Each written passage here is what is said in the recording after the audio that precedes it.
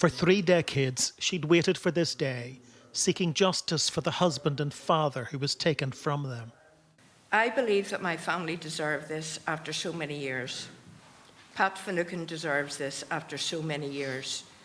Society as a whole deserves this after so many years. And after 35 years of cover-ups, it is time for truth.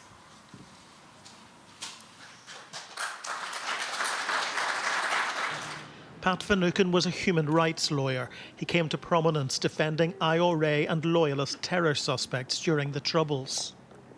The 39-year-old was shot dead in front of his children, his wife Geraldine wounded when gunmen opened fire 14 times.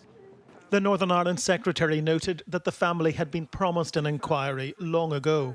And the plain fact is that 2 decades on, the commitment made by the government, first in the agreement with the Irish government and then to this House to establish an inquiry into the death of Mr Finucane, remains unfulfilled.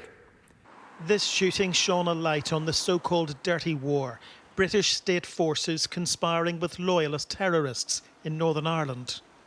3 separate investigations into the murder of Pat Finucane found evidence of collusion. And although David Cameron apologised for that when he was Prime Minister, the government had repeatedly reneged on its commitment to order a public inquiry. Unionists claim this case has been given preferential treatment, but Pat Finucane's family say they seek justice for every victim. Throughout 35 years, it began with my mum and has carried on through all of us. We have always been clear that truth and justice applies to every single person who was unfortunate enough to be hit by our conflict in our past. It's a past that casts a long shadow for many families here.